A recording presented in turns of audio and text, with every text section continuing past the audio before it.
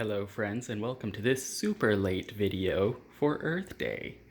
In this video I want to talk about some of the things that we do to try to help the planet and reduce the footprint that we are making, and some of the things that we're planning on doing for the future. And so the first thing to talk about would be what everybody knows and loves, which is recycling.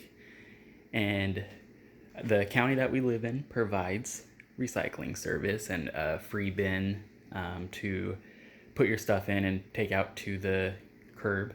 And so inside we've got this blue trash can kind of to help indicate that this is for recyclables, as well as this sticker on the side from our county that tells us what all we can recycle. Ignore the post-it notes, those are just to essentially blur out my geographic location so you can't find me and kill me. So my first thing to talk about whenever it comes to recycling is make sure you're recycling the correct things. For the longest time, if it had the recycle triangle on the packaging, we would just throw it in our recycle bin, which it turns out they do not. Our county has a facility that currently, well, it's not really the facility, but I'll get to it in a moment, but they actually do not accept these for like fruits and vegetables, like, strawberries and these cherry tomatoes, this plastic packaging. They don't accept this type of plastic, and also tubs that like yogurt and ice cream comes in, those are also not accepted. They've told us to stick to bottles, like water bottles, jugs, like milk jugs, and jars, like peanut butter jars. And those are the plastics to stick to and to only put in the recycle bin. And the reason for that is because there's actual interesting economics behind recycling. So I attended a webinar that our county had on how to properly recycle and what's accepted. And it turns out that all of the plastic that we recycle goes to local manufacturers. So for the longest time I thought, oh, everything just gets shipped to China, and because that's what I've heard. Everybody's always like, oh, it just gets shipped to China or some other country, and what's the point of recycling whenever you're taking all those resources to ship it across the world? And turns out that's not true for at least the county I live in. It gets sold to local manufacturers that then use that plastic and turn it into something else, which is pretty cool. So that's something we learned. And so make sure, do a little bit of research and try to find out where are your recyclables going and what are they currently accepting. And the reason why we can't put these type of plastics in our recycle bin is there's no manufacturer that currently wants them. So as soon as they find a manufacturer that will accept those type of plastics, then we can start recycling them. So that was very interesting and makes sense. But otherwise, we have all the other normal stuff like metals, not aluminum foil. So that was also something that was called out in the webinar, was don't put aluminum foil in your recycle bin, because there's actually not enough metal content in aluminum foil to make it worth recycling. We can put paper products, so like junk mail, even if it has the little plastic window. And then also, like, something I didn't know was like milk cartons. The paper milk cartons are like apple juice paper cartons. And then of course cardboard from like that you get in the mail, your packages can go in. So no glass though, and the reason for that is because at the processing facility they don't want their employees getting injured by shards of glass, which makes sense. And so for our glass, we have a box that our used glass goes in, and then once that fills up, you can see it's ready to be taken. There, now you can see it's ready to be taken off, and we have what are called drop-off locations. So like at local high schools, they will have a bunch of bins, or not bins, but like container big containers where you just dump all your glass in it, and they also have it for cardboard and paper, and yeah, I think that's it. And so yeah, that's what we do for glass. We do not, we actually will box it up and take it and drop it off instead of throwing it away. So that reduces how much trash we're producing as well.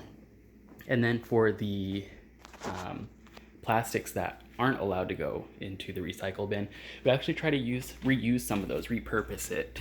So you can see these are plastic. Well, these could actually have been probably considered jars, but we actually kind of like these to where these could be repurposed for something. But like you can see in the corner there, I've got the yogurt tubs. Those just come in handy every now and then, so we'll try to keep a few of those off to the side for house projects or whatever.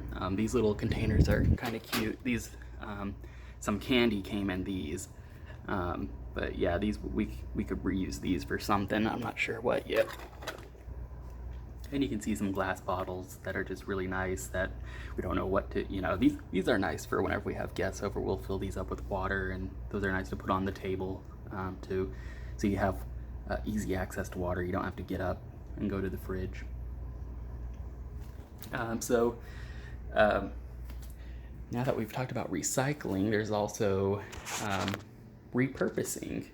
So like for our composting, instead of buying a bin to put our food scraps in, I've taken one of these containers that we used to get our cat litter. We used to get this brand of cat litter that came in these giant plastic containers, but it's just too much. Like the packaging, and it just feels a bit too much. Like we try to repurpose these, but it's like we're soon gonna have too many of these to where it's just too much, and we're just gonna have to throw them away, and it just feels like a waste. So the ones that we have repurposed. So like this one is where we'll put our food scraps in, and then at the end of the week take it out to the compost bin and throw everything in there and rinse this out, and it's ready to be filled up again with food scraps for the next week.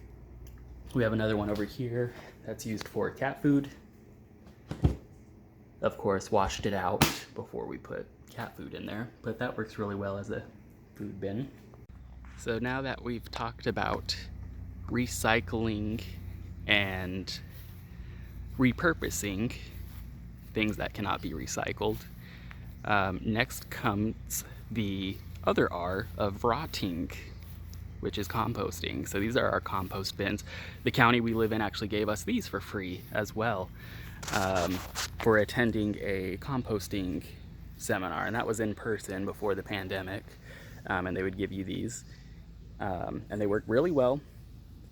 We've already produced some compost that we've used in a previous video. You can see that.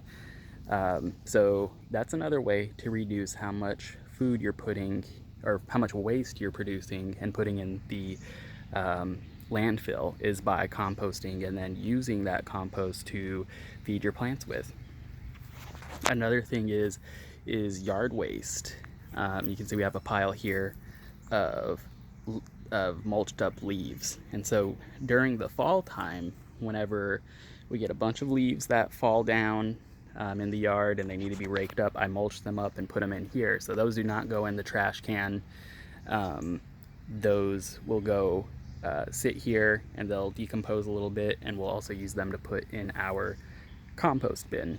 But that's, again, so less waste that's being put in our landfill.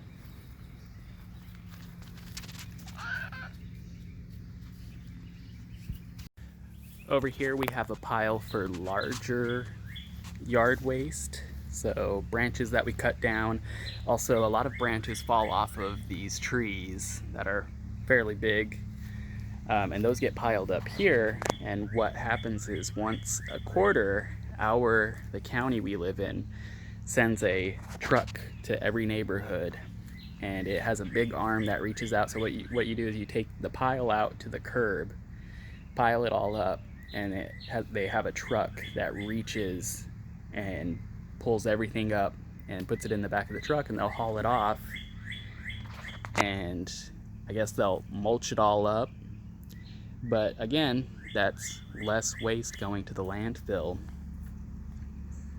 And so, and it's also a very convenient service because you just, we just make a big pile and they come and get it. It couldn't be easier. So just look into services like that that the county you live in might provide. So for future things that we are thinking about doing, you can see these pallets here. Our neighbor actually works at a place that gets items that are on pallets, and they end up, I guess, just throwing them away whenever they're done. So he's been bringing some back for us, which is pretty cool, because we're probably gonna use these for miscellaneous projects. Our first thought would have been for making a bigger compost pile, but we might actually use them for something else. But that's, again, less waste going into the landfills, because we're gonna repurpose these. Not sure what yet, but we'll find a use for them.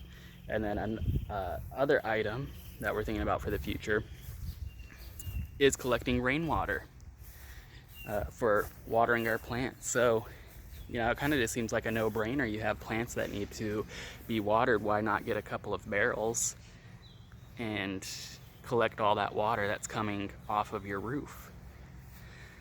And that's less water usage that you're doing thanks to that. And another thing for taking something and repurposing it is our new garden area. You can see we've taken this chain link fence that was just originally sitting in the yard, not being used, and we're using it to fight off the birds that come in and try to take our strawberries. You can see there's a little strawberry there.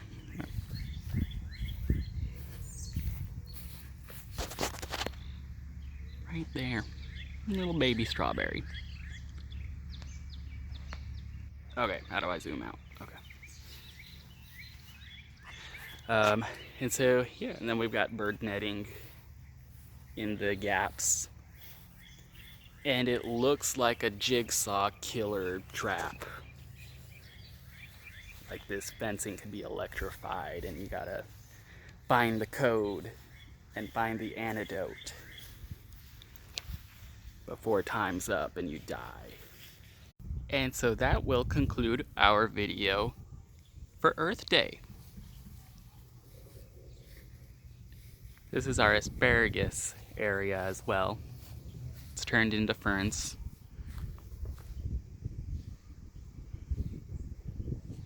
We have some kale over here. But anyways, that's another video. See you in the next video.